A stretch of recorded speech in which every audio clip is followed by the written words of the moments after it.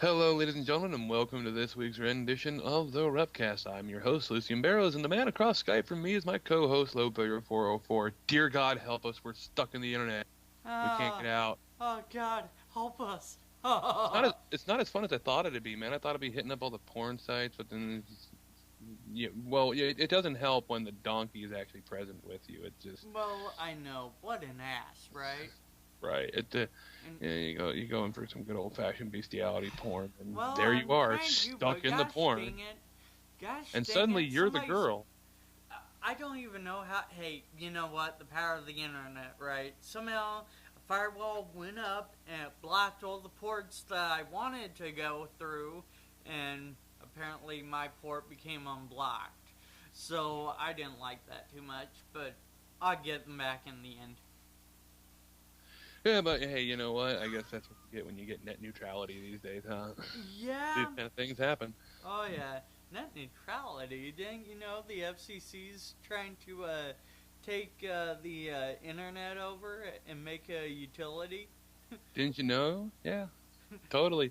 I Yeah. mean, hey, it's not a bad thing, I guess. Oh, Well, I mean, actually, if you think about it, it sounds like it's not a bad thing, but if you really think about it, we didn't need the government to regulate anything because what the FCC would do is regulate who can do what on the internet. So true that. so who's gonna really suffer? Small businesses like us. Right, that is a fair point. So for us, go fuck yourself. Yeah, pretty much. so Hey, I FCC, censor this. Fuck you. well, I tell you what, I actually, along with several hundred, probably million other people, actually sent a letter to the FCC expressing my concerns. Your distaste for the idea. Well, there's a lot of people with the distaste for the idea. Indeed. Well, that'll happen with anything the government ever does. So, Yeah, it does. And wow. all right. Well, let Anywho, us let us push that aside for now we until maybe shall. perhaps a little later date. And then we'll see what happens, and then we'll go with it from there. Um, let's do the usual spiel. Let's go with how you been. Oh, I've been alright. I have been, tired, but I got good news. I'm moving from third shift to second shift. So I'll be sleeping at night, I'll be awake in the morning and at night. So, and then working in the afternoon. So I'm I'm fairly happy about this.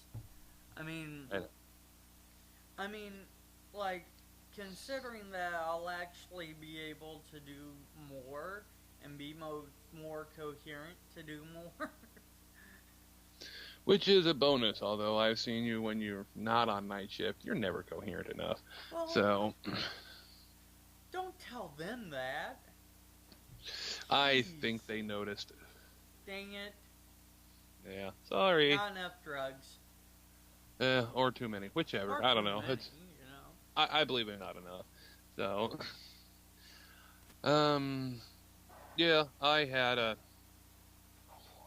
haven't had the best of weekend thus far, and it all started Thursday night. Like right now, But that's one of the not a reasons, weekend. every day's a weekend for me. Fuck it. Oh, okay. Uh, It's right now, some fine. people are probably wondering why we're only doing this over Skype. Well, and not really so much in video format either. Well, few reasons behind that. One, I just didn't feel like going anywhere today. After the past few days that I had, I just didn't give a shit about leaving the house.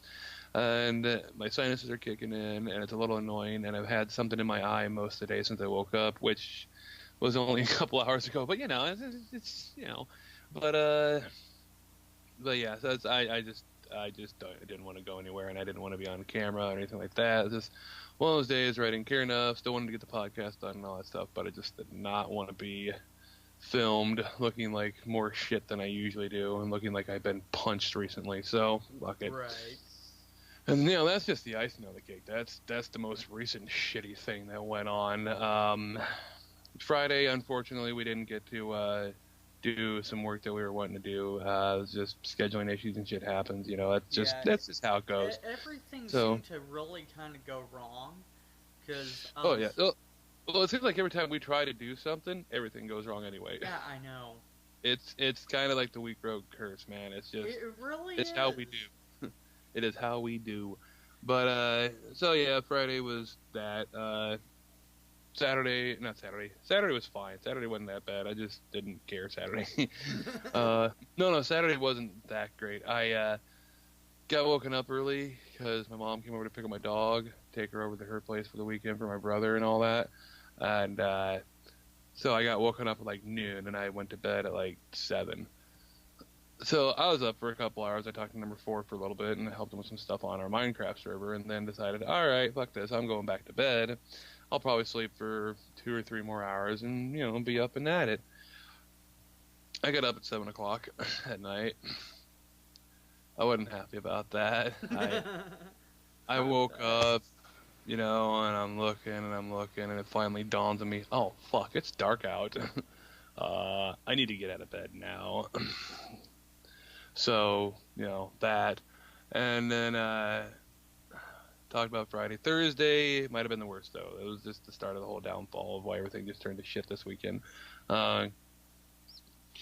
Thursday, I went to Gridley to go work out at a friend's place, just lift weights a little bit. Mm-hmm. And I was going to stop at my mom's place because she lives there, too. And, say hi and stuff like that and just hang out for a few.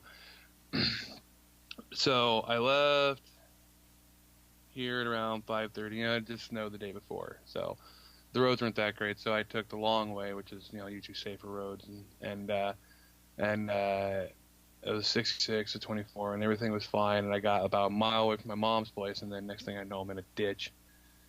No, you too, huh? Yeah. That the fun part was I was in the opposite side of the ditch. I was not only in the opposite ditch from where I was heading. I was heading. Let's see, that was west. I was heading west into Gridley from Genoa, and I saw a car slowing down in front of me, and I was like, oh, okay, well, I better slow down too. So I tapped the brakes to start slowing down. And then I hit a slick patch that I didn't see because it was getting dark and all that, and my eyes don't adjust that well in that lighting. So next thing I know, my wheels are wobbling back and forth, and it's like, oh, fuck. And then next thing I know, I'm going sideways on 24, a fairly busy highway. And then just keep going forward some more, and then hit the snow on the shoulder, and then go down into the ditch and then back up through it slightly. So, and then back to facing the direction I was heading, just in a ditch. That was not fun. Less than a mile from the town, which means my mom and stepdad live just on the edge of town there, on that side, and so it's like, hey, they're just a mile away. I'm almost to Gridley, and ditch. Oh no! I can see it. I called my mom. I was like, hey, send my stepdad and come pick me up, and or somebody just come pick me up. I'm fucking stuck in a ditch and I'm not getting out. So like, if you please, can somebody come and get me? Called a friend whose house I was going to. I'm like, yeah, I'm not going to make it tonight. I am not going to fucking make it tonight. So please don't worry. I'm in a ditch, but I'm fine. Somebody's coming. It's okay. God dang it, man. My family is so slow. I sat there for like a half an hour. They were a mile away. Seriously? I could have got there quicker by walking if it wasn't so fucking cold out. Right. Love them all the same. My stepdad, he thought, I was like just stuck in the shoulder area somewhere. So he grabbed he has a big ass truck, and he grabbed his chain, and he was hoping to just yank me out. He thought twice once he got there. He realized, well, that's not happening. I think the whole disappointing part of the whole thing there was that like only 2 people stopped to check on me. Like I'm sitting there in a ditch for like a half an hour. My lights are on still, so it's known that I'm right there, still there, and 2 people check on me. And it was the exact same time. Like 2 cars stopped, a couple people got out, one of them came down and asked if I was okay, and if anybody's coming to get me. I'm like, yeah, I'm fine. Surprisingly, for everything that could have gone wrong in that instance, I am fine. I did not hit my head when I smacked into the snow here in the ditch or anything like that. Are you I did sure not about get that? I did not get no, because I'm already crazy. So I didn't get hit by any other cars. I didn't flip my car. And it felt like I was about ready to if I didn't hit the snow when I did, but so I think the snow kind of saved my ass on that one. Probably. Thanks and no thanks, Snow. This is all your fault, but thanks for not letting me flip my fucking car. But that I'd like to say that at this moment it is March 1st. Yes. Winter can go fuck itself and get the hell out. I know, right? I am sick of this shit. Oh my gosh. Come on. Like, Dude. we got more snow today. You know, it was snowing last night and for a good part of the day. I can't quite see right now if it's still snowing, but it's like... No, it's not. I'm looking out the window now. I was like, God dang it, man. Really? It's like, this is your last-ditch effort, Winter, and you're going to just shove it up our asses, aren't you? We got quite a bit, too. Well, and it sounds like you had almost the same experience that I did Thursday night. Because, Wednesday night, I was going to work. I was on 55 going north. Right. Past Shinola.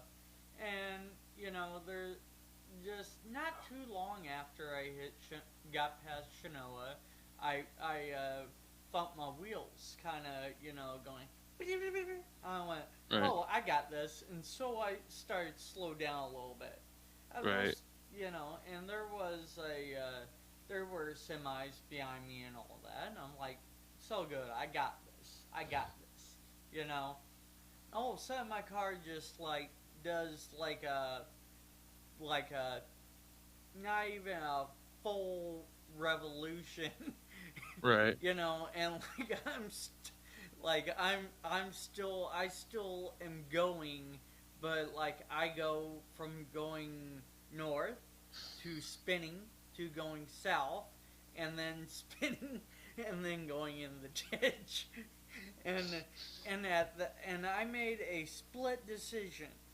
Do I stop and be late and call a tow truck and pay a tow truck, or do I just floor the bastard and get it and try and get myself out of the ditch? And so, I cranked the wheels and was like, well, I got momentum. I can get her out. I was very confident I could get her out of the ditch. And because, there wasn't a whole lot of snow in the ditch on the interstate. So I was like, I can do this. I got this. So, and I had it. I was riding the shoulder for a while. I think all the traffic, just about had a heart attack seeing me try and get out of it. Mm. I mean, I got out of the ditch, and I got to work with a minute left on the clock before I would have been late. Nice. Yeah. Yeah, unfortunately for me, I was in there. The snow on the shoulder going down into the ditch was pretty deep as it is. Right. And then I ended up on the opposite side of the ditch. It's like, I tried a little bit. I'm like, I'm not going anywhere, man. This shit is stuck. So, just before my stepdad got there to pick me up, a cop finally noticed and pulled up and came and checked on me and all that. Real nice state cop and all that, I think it was. That's good. Yeah. Made sure I was okay. The funny thing about that is, just as the cop pulled in and realized, he sees it all, it's like he pulls in, flips on his lights for safety's sake and all that. Right. And just as he kicks his lights on, here comes the salt truck behind him. Oh no. Like, no. Son of a... Like, everything was fine. It's just one of the things, that's just the irony of the situation. I'm like, really? I'm here now. There's the salt truck. You're late! Huh. So, the cop's real nice. He was down there talking to me, and my stepdad just pulled up just as I was talking to him. I was like, yeah, here's my ride right now. So, And we just decided, you know what? The cop said, we'll just mark the car as abandoned for now. Just have someone come pick it up tomorrow and all that stuff. Like that's fine by me. I just want to go and get into a house where it's warmer. It's like, yeah, like I don't know if anything actually broke on the car or anything like that because of how I hit. Right now it's in the shop getting checked for sure. My stepdad decided he wanted to make sure because the car is, under my mom's name, so it's like, make sure it's fine. So they took it into the shop after they got it out Friday morning or afternoon or whatever. Right. So, but we actually had to pay for, tow truck with a flatbed and all that to come out and get in. It's like, this blows, but. Yeah, just a little bit. And then it's like I'm sitting there at my mom's place, ate dinner, and I was like, okay, I want to go home. I really just want to fucking go home. This was a horrible event, and I just want to go do something and take my mind off it. It took some convincing, but my stepdad finally said, all right, fine, I'll take him home. Like, thank you. I really would like to just go home, sit down, play Minecraft, get some work done with it, because this brings us into some stuff I want to talk about, is we are finally working out the process of actually trying to get Let's Plays done for, like with a few, like you, me, number 4, trying to work out, good time, because it timetables change a little bit. Like last Friday and this past Friday, we were supposed to try to do it, but scheduling the Friday before, you got sick all of a sudden, so it's unfortunate. So there's not much we can do about that. So we were hoping to already have some Let's Plays recorded, and I was going to be spending the next couple weeks editing, but because things keep kind of changing around, and what was a few months ago, I went from 4/10s to 5/8s, and so that even changed the day that we were gonna be recording the podcast, and because normally we do it on a Friday, or I mean normally we do it on like Sunday evenings, and then we kind of switch over to Fridays for a little bit. Okay, so we did like one podcast on a Friday, and then now your work schedule is changing again, so now we're back to recording on Sundays. Yeah. But that also leaves us at the point of now we have to, work out recording Let's Plays on Sundays as well if we want all 3 of us, because we're going to do those on Fridays, because usually you had Friday nights off because that was technically your Saturday. Right. So because you go to work on Sunday nights because that was technically your Monday. Right. So is anybody else confused? I'm always confused, but that's just natural. Yeah, I was gonna say. So goes the life of the 3rd shifter. Right. So we work things out where Fridays are going to be our one Friday be our podcast night, the next would be our Let's Play night, and we'd try to get all sorts of stuff recorded so that we could have plenty of videos to put up at a regular interval and all that, so that we could have plenty of content and give us time to make more. And then, everything just kept going wrong. So now Sundays are going to be a little difficult because we're going to have to do it earlier in the day because number 4, he works normal first shift and he works on Mondays. So he'd have, we have to get things done before it's bedtime for him. Well, and see, for me, that's fine because the time we'd be doing it is the time I'd be working anyway on a Sunday. So, I mean, really, I would be basically running a regular schedule. Right. So which is good, because the idea is we want to try to sit down and play for 8 hours, gather a bunch of content, 8 hours split up into roughly half-hour intervals. That gives us 16 episodes of something. So that's rather nice. That gives us. That gives us just a little more than 2 weeks of content if we released a video every day for what we were playing. And then by then, we've already got the next week recorded. So it all works out. Mm-hmm. So while it can be probably a little bit taxing, because initially we were going to do it on Fridays, and number 4 works on Fridays and all, and we're going to do it right after we got out. Well, he'd get off work. Is the idea? The plan was he'd get off work, he'd take a nap so that we could, get started around 5 o'clock and be up until 1 or 2 or 3 or however the hell long in the morning. So depending on if we were really into it or not.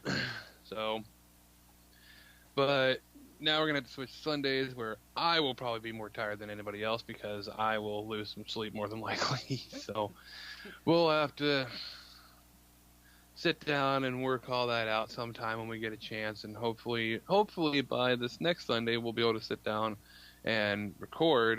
Because right now it's Sunday, because I said March 1st, people will know. But next Sunday, hopefully we'll be able to sit down and record a bunch of video and all that stuff, and then we can go ahead and I can edit it throughout the week and try to actually get us some Let's Plays up. Now, granted, it probably won't be exactly 16 episodes per shooting, because you're gonna have to edit out the dead air spots and all that where nothing's really happening. Oh yeah. But for people interested, right now the things that are on the docket for Let's Plays and all that stuff. We've obviously got Minecraft is something that I've been wanting to really do for a while. Well, number 4 and I are already playing around on our server, but our plan thus far, we're probably going to go with the more solid one at the moment, is that we're probably going to go ahead and set aside another area to start a new Let's Play with you, so that it can be the 3 of us doing stuff together whenever we have the chance to, and then we'll have, we'll do a bunch of videos in that and everything, and I'm trying to say here. Right, so and that way, we don't have to stop what we're already doing on our server. We can go back and play with that later. So we'll come in without any of our gear from, our current playthrough and just, start anew on the same map. Or we could just restart the whole thing and go from there. We don't know exactly yet, because we did add in another mod recently that adds in a lot of world gen structures and things like that, and we just updated a mod the other night that was supposed to add more to already, to villages that already world gen from vanilla Minecraft. So we did a lot of running around the map to try to find villages and new world gen and all that stuff, and so we already generated a lot of the area, and so it's retro-genning structures is a little bit more difficult than retro-genning ores and things like that in the game. It's all coding stuff that I don't quite get yet, so I mean, I'd like to learn someday, but well, like I said that one night that I was over and you were helping me set all that up, I'm like, I couldn't figure any of that out. I mean, I probably could, but it seems like you pick it up a lot quicker and a lot easier than what I would. Yeah, although I've picked up a lot of the terminology and what some things mean in general for Java coding for Minecraft mods and things like that. I've picked up, how to. I've been playing with the mods long enough. Like, let's see, I've been playing Minecraft for like 3 years now. The weird part is almost every day for 3 years. And I'm still not fucking bored of it. So that's that's testament to Minecraft in general. Yeah, I was gonna say that's definitely a testament. Like, I started on the 360 playing it when it came out for that. I'm like, hey, it's been out for a couple of years. It looks like an interesting game. I kind of want to get it, So I think I'll just make the jump and grab it for 360, because why the hell not? I'll play it and have fun with it and all that stuff. And then I played it, and it's like, this is great, but from what I've seen from the PC version, this is just so far behind right now. So I eventually got my hands on the PC version. It's like, cool. Now I have an idea of something I want to build, and I'm going to build it. Well, number 4 says, well, why don't we just buy a server and we can, do it together. I'm like, okay, you know what?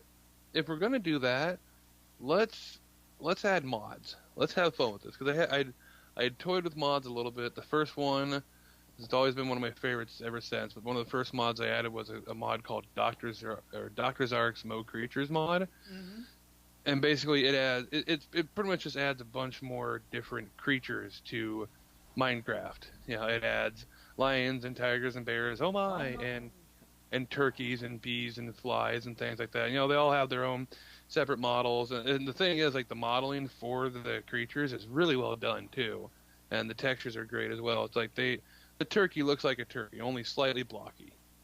The bigger cats, like the lions and tigers, are a little too blocky for my taste, but it's like, the modeling done is a great thing. Vanilla Minecraft eventually, picked up horses.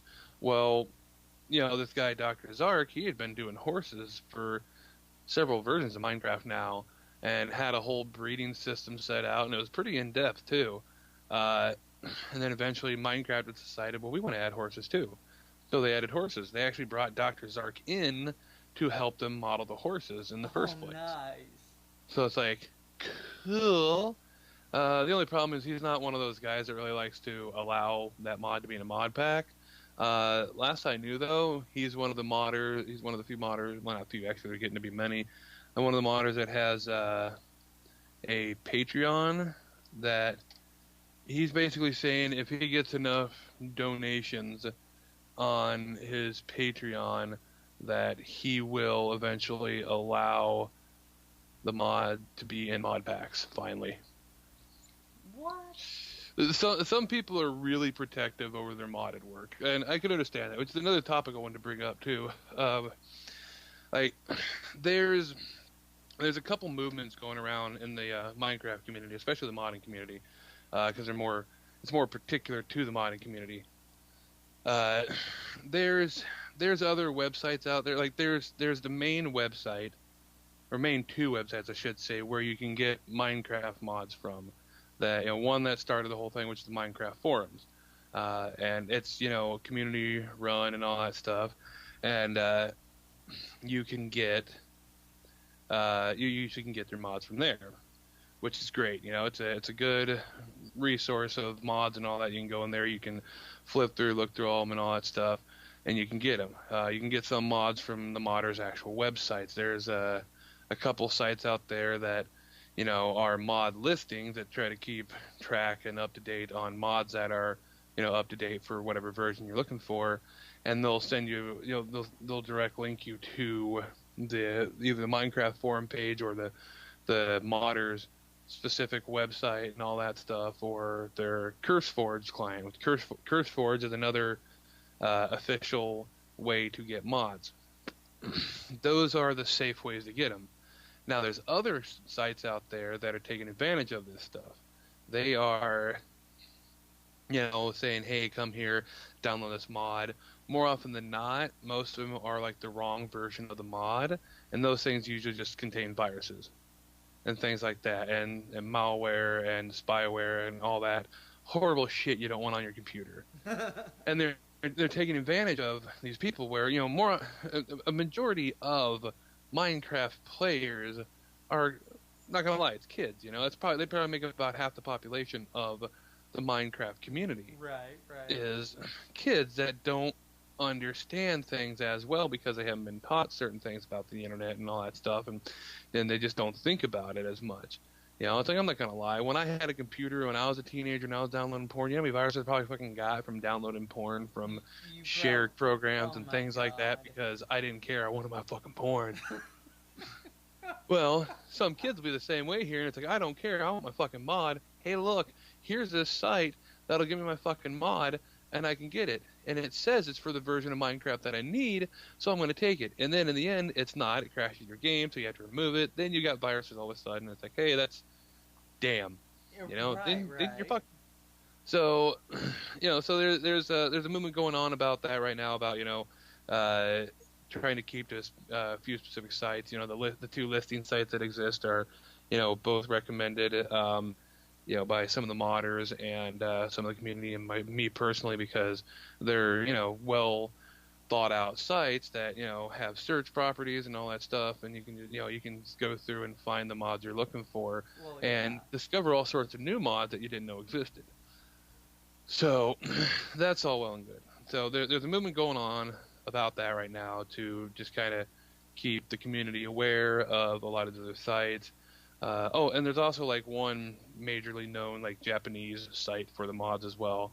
So I think there might be some other maybe European ones, but I don't know for sure. I think most other countries that play Minecraft also use the Minecraft forums and all that. There's translation options on there, I believe, so it's always nice.